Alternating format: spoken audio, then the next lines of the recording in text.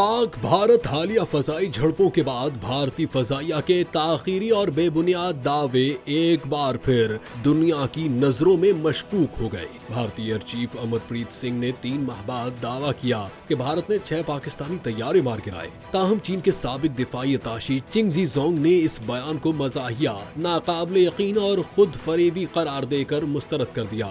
चेंगजी ने वाज़ेह किया कि भारत ने आज तक कोई सबूत पेश नहीं किया, ना मलबे की तस्वीर, ना रेडार डेटा और ना ही कोई काबिल एतबार वीडियो। इसके बरअक्स पाकिस्तान ने अपने दावे के साथ शवाहिद पेश किए जिन्हें आलमी सतह पर संजीदगी से लिया गया। चीनी माहिर का कहना था कि पाकिस्तानी फजाइया ने पेशावराना महारत, हिकमत अमली और बर्क रफ्तारी से भारत के जदीद तैयारों को निशाना बनाकर अपनी फजाई बरतरी साबित की।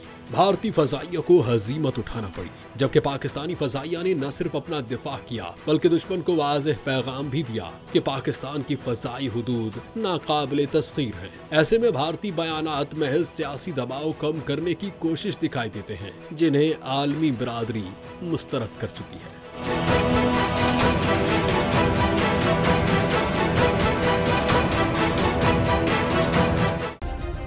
सब्सक्राइब करें और बेल दबाएं ताकि कोई खबर रह न जाए।